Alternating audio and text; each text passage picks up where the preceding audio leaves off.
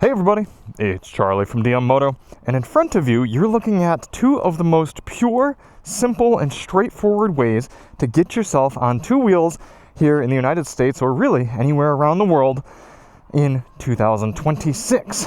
On the left, you have Honda's 2026 CB500 Hornet. Don't call it a CB500F anymore, even though it literally says CB500F right there on the sticker. Technically, this is a slightly updated version of the CB500F that we've known and loved for a long time, now called the CB500 Hornet, to bring it more in line with the naming of the 750 Hornet, the 1000 Hornet. It's a naked bike. It's got a 471cc inline twin. It costs just around $6,000, and it's a nice, easy way to get you into a Honda motorcycle. And I believe it only comes in this one black colorway here in the States for 2026. And then next to us, we're looking at the 2026 Kawasaki Z500 SE. This is the ABS model, standard ABS on the Hornet. I believe in the States we have standard ABS as well with the Kawasaki, so I'm generally going to leave ABS off the name. But SE is not standard. It's the special edition. Gets you the white painting with the red accents and the red wheels. Got to say, that looks quite cool. It gets you these frame sliders. It gets you a radiator guard, a little bit of a windshield, a cowl cover in case you're never going to take a passenger, and a TFT display that gives you a little bit of extra functionality. Now, I should say, we have full reviews of both of these motorcycles coming, so stay tuned, subscribe, whatever you want to do. Set yourself a reminder on your Google Home to tell you to watch these when they come out. So if you do want to see more in-depth reviews of both of the bikes, those are coming after I'm done spending time with both of the motorcycles. And then we also have DM commuter reviews, where a little bit more of a raw first impressions, talking about what the bikes are like to ride in more of a daily rider sort of session, and then testing the fuel economy as well. Those are already up and live. You can check them in the link below. Another little bonus video we have on the CB500 coming possibly a week after this or so is I did drop this bike. So you can see we've got a broken brake handle, a little bit of scuffs on the mirrors, as well as around the right side of the motorcycle here. It's just right in my driveway right there. You can see it's kind of slanted, and I was installing some elements on the bike and it tipped over. So I'm going to repair this. We're going to talk about the costs and the what happens when you do drop your bike, because it does happen to the best of us.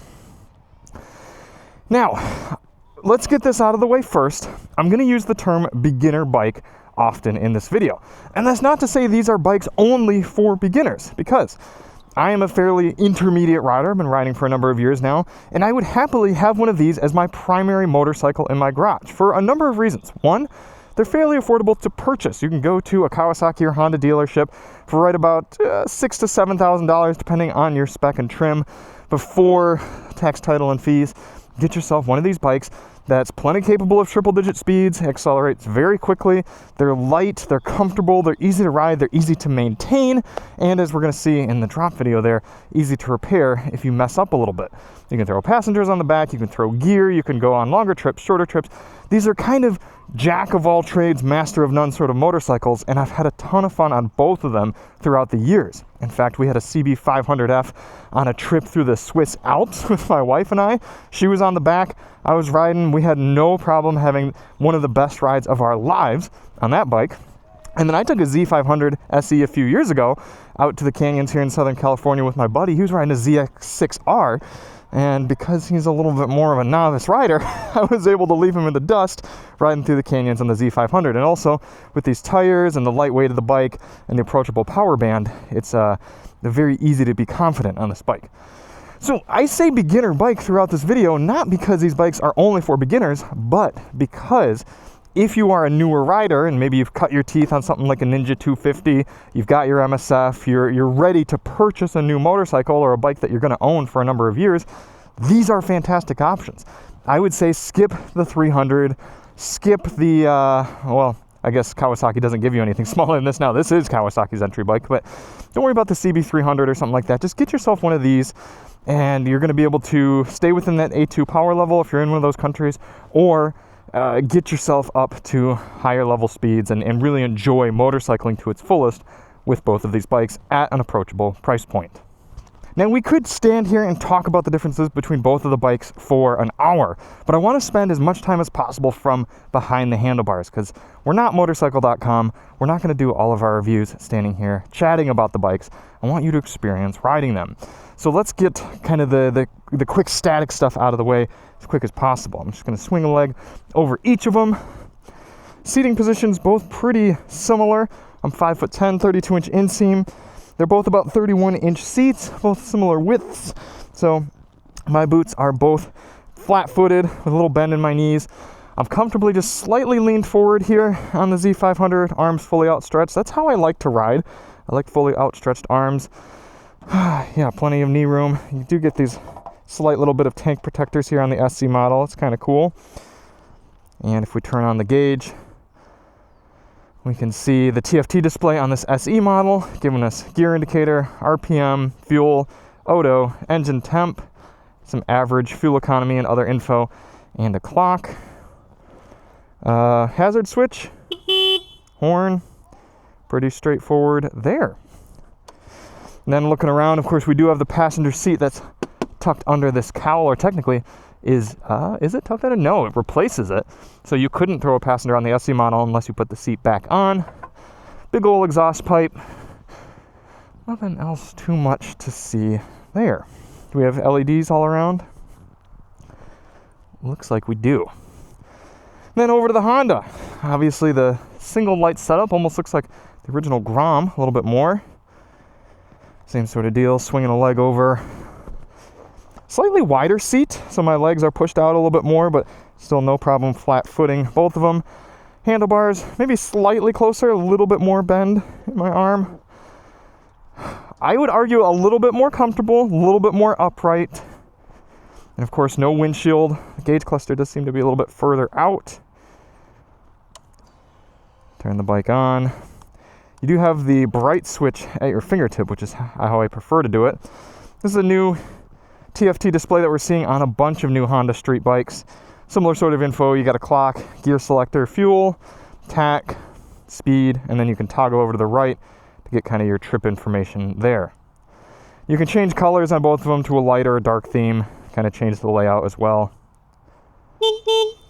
Similar horn, although it is tucked in a little bit more. And something weird about the Hondas, they always flip-flop where the horn and the blinkers are compared to most other brands. Similar mirrors. Let's see, non-adjustable.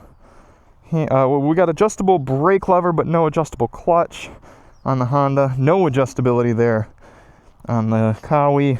Got that rear seat. Sort of a dual exit pipe, interestingly enough. The Honda actually sounds pretty good. We're going to see that here in a moment. LEDs all around. Yeah, all right. Let's take the Kawi out first. Roll the Honda into the garage. One place you are going to feel the Honda's extra weight is moving it around. Compared to the non-SE version of the Kawi, you've got almost 50 extra pounds in the Honda compared to the Kawi. And that does make a difference, both moving it around your garage as well as riding it. Here we go, Kawasaki Z500.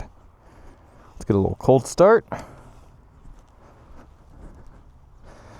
Now Kawasaki's have this cool feature where when you're stopped and you just pull up on the gear shifter, it always goes into neutral. It doesn't go into second, so it makes riding a little bit easier. There it is.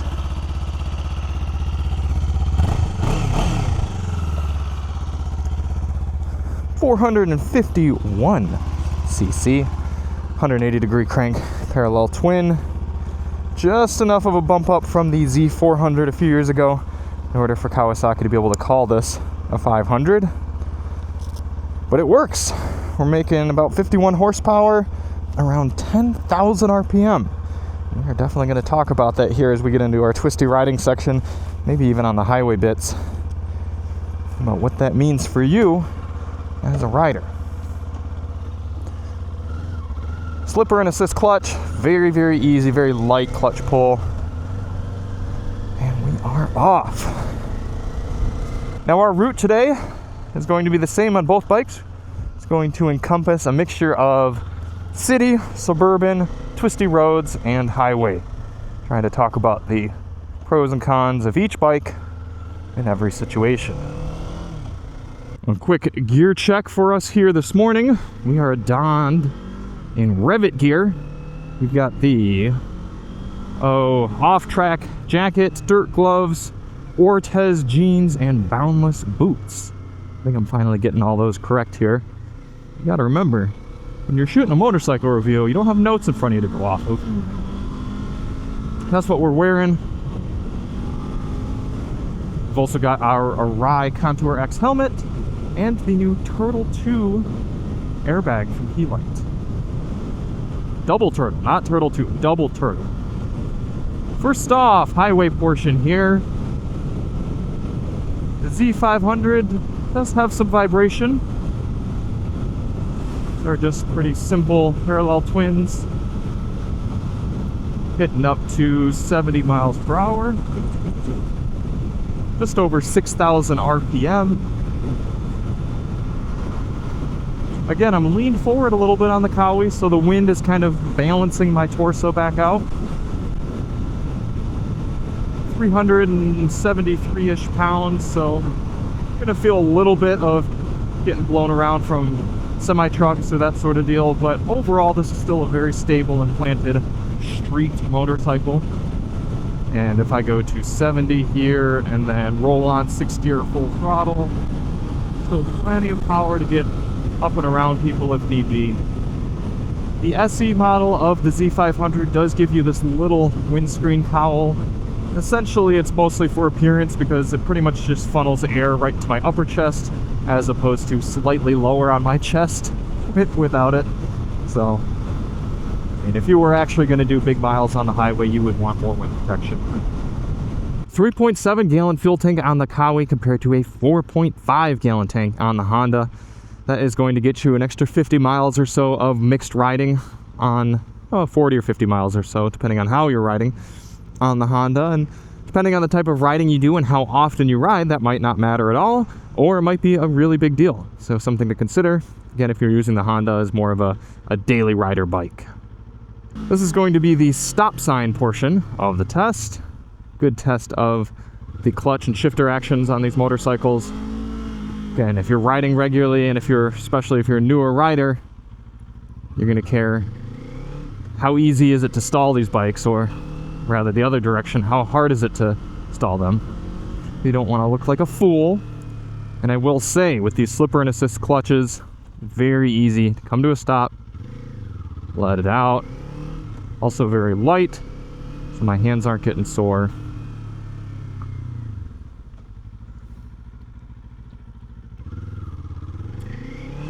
I have ridden all of the Kawasaki 500s, and I rarely stall them. In fact, one of the first times ever was during the test of this bike, the DM commuter test. I stalled it coming out of the gas station, but that is uncommon. Now, one of the big changes for the Z500 coming from the Z400 was not necessarily the peak power so much as the usable power throughout the rev range. And while we still see peak horsepower numbers and torque figures coming from lower down in the Honda, this Kawasaki giving us just under 32 pound-feet of torque. I think it rounds up to 32 pound-feet of torque, but it makes that around 7,500 RPM. That's still more torque and more accessible power throughout the rev range than you got with the 400. So coming around these little city areas, you do have that gruntiness and that power pretty much any speed and any RPM.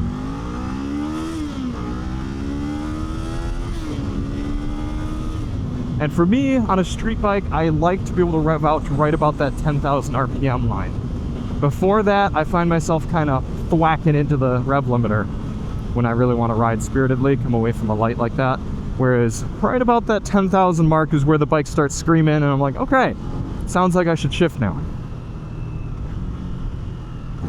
Some rev match downshifts there. No sort of electronic nannies on this bike aside from ABS. And I appreciate having ABS. I say if you're buying a new street bike here in 2026, you should probably have ABS on, especially if you are a more novice rider. Now, if you're somebody who just loves to ride, doesn't really care about their health and safety, sure, get whatever you want. But if I'm riding a street bike, I want to have ABS so that in an emergency situation, when I panic and grab a whole bunch of brake, the bike stays on its rubber. But other than that, you've just got a cable actuated throttle here, which I like. It's very, boom, grabby and responsive. You're not accelerating through a computer, which means no ride modes, no cruise control, no stability or traction control, anything like that. Your ride mode is just how much do you twist your wrist.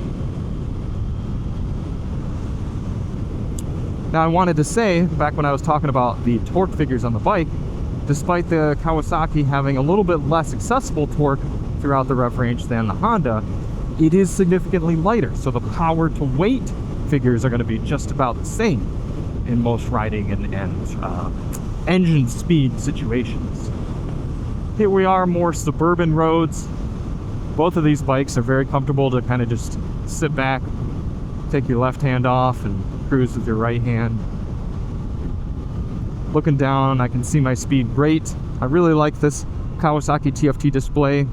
It also pairs with the Rideology app from Kawasaki, meaning you can connect your phone via Bluetooth, and with that you can control media, you can see text message notifications, phone calls coming in. Fairly basic, straightforward functionality, but still useful, especially if you're a younger rider, you're listening to tunes. I guess older riders listen to tunes too, right? Tunes are not age specific.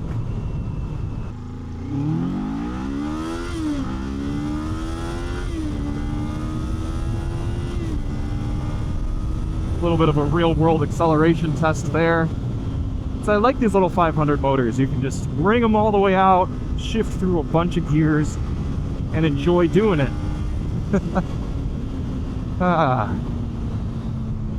It's fun. These bikes are fun. They're carefree.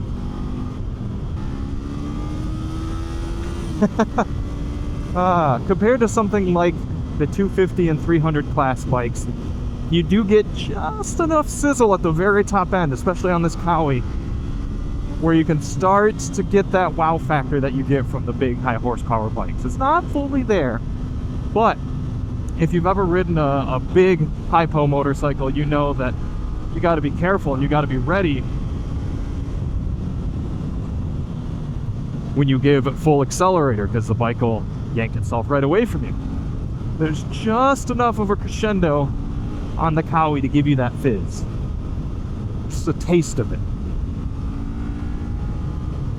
Fun fact, there's Kawasaki's North American headquarters right there. Big green building.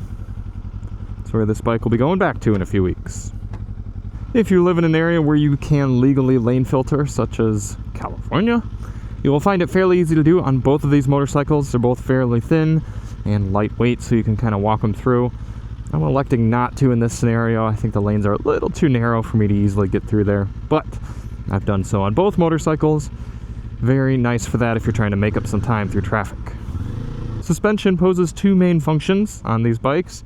One, performance when cornering, but two, just daily rider comfort. Both bikes have a similar amount of suspension travel. However, the Honda does have a theoretically more premium shock package from Showa. These are simply unbranded forks. We don't really have the roughest roads around Orange County, California here to demonstrate their bump absorption, but we are coming up to our twistier riding section, and we can talk about how the bikes react over some of these road imperfections. Brakes are another area where Kawasaki saves a little bit of price, cost, and weight. Just a single disc in the front, whereas the Honda gets two. However, you also got to remember that the Kawasaki weighs about 40 pounds less in this SE format, meaning you don't need as much brake to stop the bike. Neither of the bikes are going to have fantastic grip or bite, but both are going to be able to stop both of these motorcycles very quickly, very safely, very smoothly, so no issues there. Twisty riding section, our opportunity to open the bikes up here.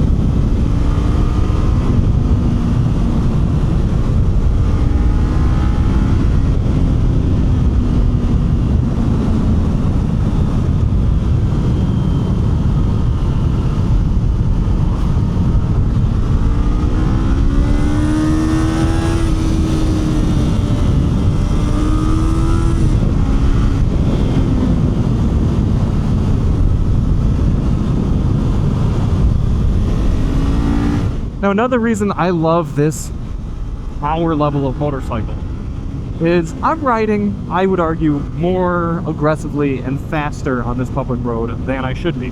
Well, I'm not going to try to hide it. I'm speeding. I am going faster than is probably safe. However, I'm on a 500cc motorcycle that makes, what, 47 horsepower?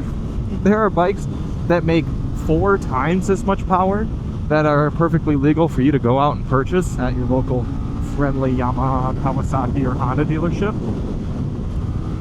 Does that mean I'm going to be out here having 4 times as much fun or going 4 times as fast? Absolutely not. I'm having a blast out here. I could ride quicker, I could ride slower.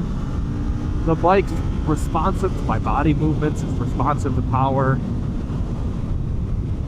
It's a nice riding position where, because the handlebars are a little bit further and down low, I can kind of lean into the bike, get my weight up over that front tire, and I can, one, enjoy other aspects of what it's like to be out here on 2 wheels. Yes, I can go fast, but I can also go slow and be comfortable. I can go medium speed. I can accelerate hard, but then I can also practice carrying speed through corners, and I can practice braking earlier so that I can get back on the power sooner and come through the corner more confidently. Rarely, if ever, am I out on this road on a smaller displacement motorcycle wishing I had more power. Now, absolutely, if I took this bike to a track, or if I took this bike, a big track I should say, or if I took this bike out to a desert or something like that, yeah, I'm gonna want more top-end power. But this sort of riding, public roads, beautiful day like this, I'm totally good with a 500cc bike, especially a lightweight naked like this. Woo!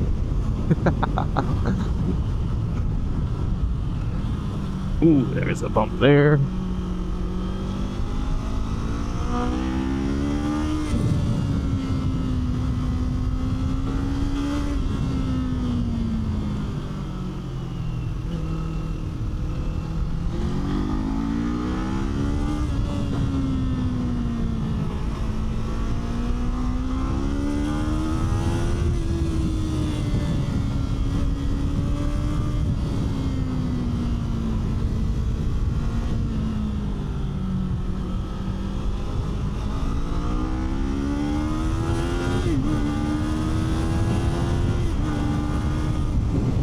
No clutch upshifts right there. Very smooth. I like the Z, I do. It's just a great all-arounder little bike. You can have fun with it. You can ride comfortable with it. You can hook up your music, ride daily with it. Yeah, and in a lot of ways it makes more sense than the Ninja to me. So let's go park the Z, hop on the CB, do the same route. Here we are, cold start for the Honda.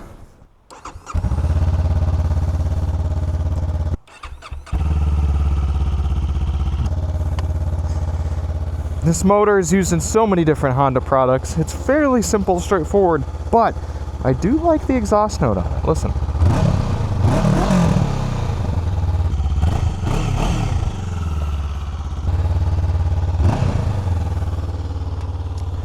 Old grunty. Who says 20cc can't make a difference?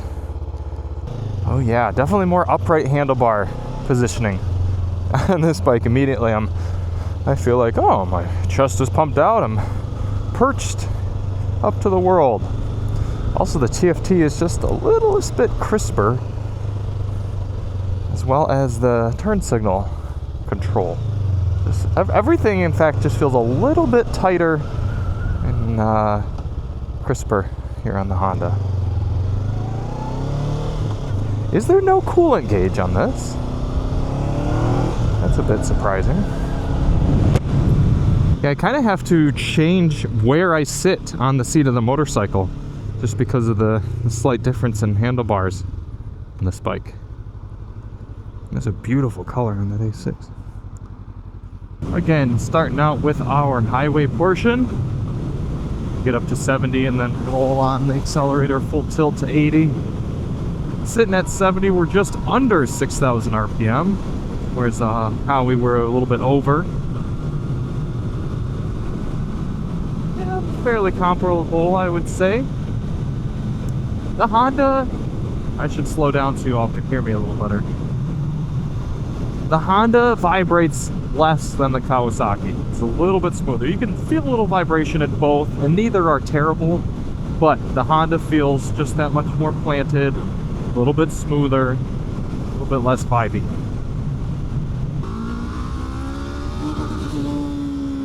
Oh, and right there, I'm already running into the rev cut here on the Honda because I'm used to the Kawasaki just revving out that much more. Coming up to the stop sign portion, again, slipper and assist clutch just like the Kawi. And we've got that grunty extra 20cc. Should give us plenty of torque, plenty of smoothness to accelerate away from all these stop signs. Oh, nice signal there, Mr. Dodge Journey. Yep, you can go, Taos, that's okay.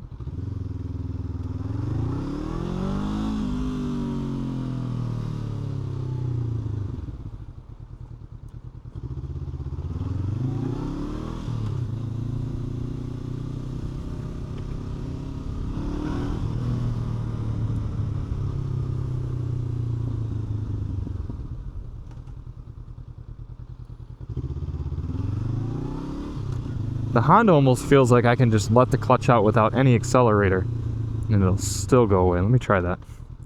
No accelerator twist. Yep. Out of the city and onto more of these suburban roads here.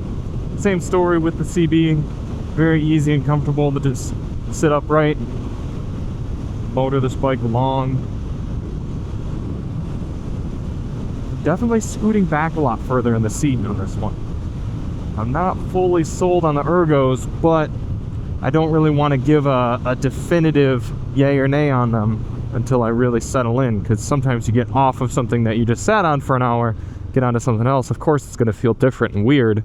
It's not to say it's worse, but from a traditional engaged riding experience, this Kawasaki definitely feels more natural. This one, a little bit wider seat, so my legs are spread a little bit more, and I'm sitting very upright and proper.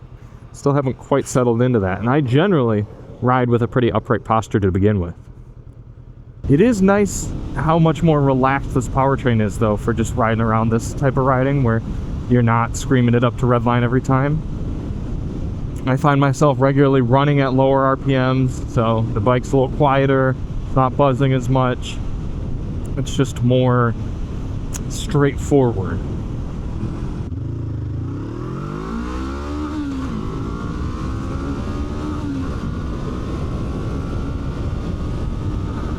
Yeah.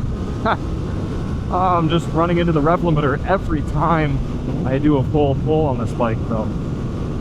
Once you kind of get used to where you need to shift, it's not as much of an issue, but just again, if you're coming off of a bike that has about 1,500 extra revs up top, it's a different experience.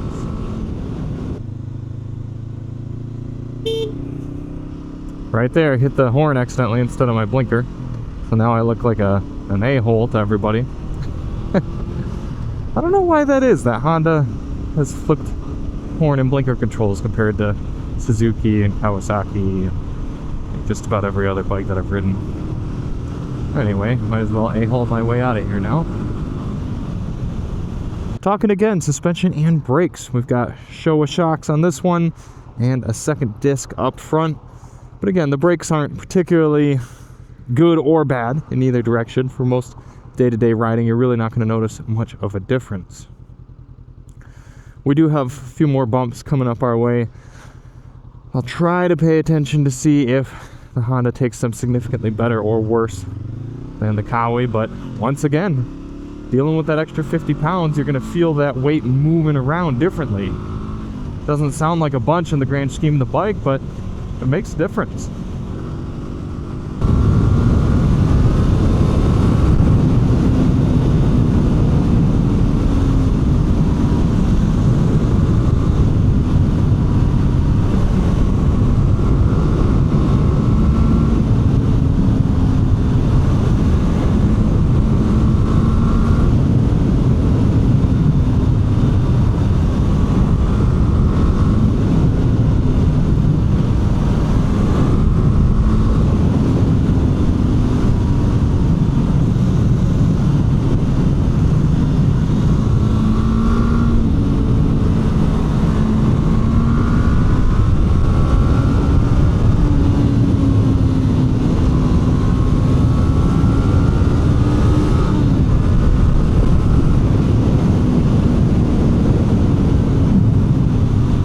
same story here on the Honda. I'm having a great time out here.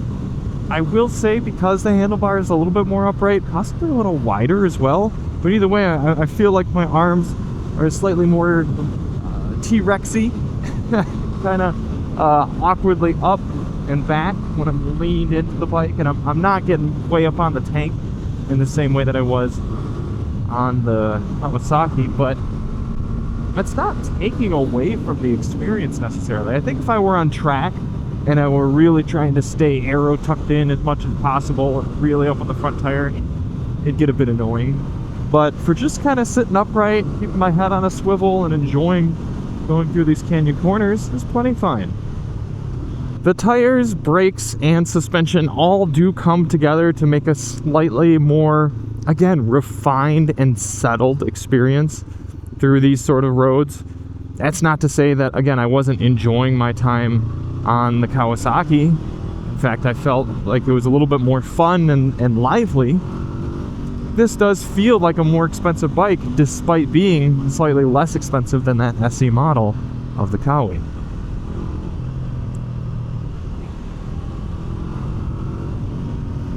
There's not quite as much thrill, though, from the engine. There isn't that zip and buzz in the top end where I'm really getting that wow factor.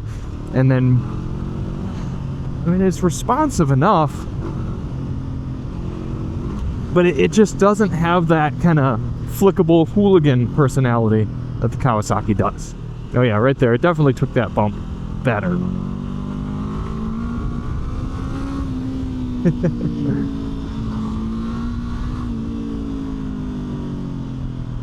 Now, while the electronic suite is still basic here on the CB500, we do have one extra bit of functionality, and that is traction control. Now, again, if you are a very basic rider, familiarizing themselves with how to modulate power on a street motorcycle, you might appreciate having that. And then you do have the ability to turn it off here. That also means, I assume, if we were to wheelie the bike, would it kill our power? Let me see. Man, it's so hard to get this thing up. But still, throttle by cable. Still that nice responsiveness, fuel injection, everything there. Yep, okay, there we go. Traction control does kick in if you try to wheelie. So, you know, you're not going to accidentally wheelie this bike very much, but if you do something like drop the clutch like I just did right there, then traction control is going to help keep you with both wheels down. Now, I did get the opportunity coming back here to take both of these bikes down south of the Mexican border and test out their triple-digit speeds. And as you can see here from this footage, the Kawasaki gets up to 100 miles per hour quite a bit quicker and can go quite a bit higher. And I don't know if it's just because of the extra windshield. It probably is. The majority of it's probably that little bit of windshield you get here with the SE model. But even riding at just 75, 80 miles per hour or so, I'm significantly more comfortable on the Kawasaki. My neck is getting a bit sore up above 75 or so on the Honda, just fighting the wind. So if you are going to be using either of these bikes more regularly for higher speed riding, Kawasaki definitely gets the edge. Now, after wrapping up the Honda's loop here, there's just a little less of that fun factor. It's a comfortable bike, it's competent, easy to ride, but I don't feel the whoop whoop kind of like I do with the Kawasaki. I'm just simply, go, dude, you don't need to stop. What do you, I have a stop sign. Gosh, drivers today, man. The Honda feels a little bit more like it's just going through the motions. That's not to say it's not fun. That's not to say it's not very competent, very refined feeling. But I'm looking for a little lightweight, carefree motorcycle like this. I want a little bit of fun factor. So let's get these both back out, wrap up my thoughts. All right, back with the two 500s. Now, at the beginning of this video, I was nervous that I was going to have a tough time coming to a conclusion for you to kind of walk away with. But that's not really the case. I had it wrapped up pretty well after getting home with the CB. The Honda is the quote-unquote better bike. It's got more premium hardware. It's just that much more tightly put together and feels like you're actually getting a more expensive motorcycle and a nicer, dare I say, the P word, premium sort of package. It looks nice and clean. It kind of has that aggressive hunched look with the fuel tank. It's got more gas. It's got the traction control, the Showa shocks. Everything is there with the Honda. But the Kawasaki is the more fun bike. And when I'm buying a motorcycle in this class, that is, at least for myself personally, that's my highest priority. Fun. There are motorcycles that are going to be more comfortable. There's motorcycles that are going to be quicker and better for passengers and better at various aspects of riding. But if I'm just spending a small amount of money, relatively, for a bike that I can just go out and enjoy being on two wheels, the Kawasaki does it for me. I like the looks of this SE package. I like the fact that we have these frame sliders, so if you lay it down at a speed, it's going to protect some of your body work here. I like actually having this little bit of windshield. I didn't really appreciate it until I rode the Honda at higher speeds without it.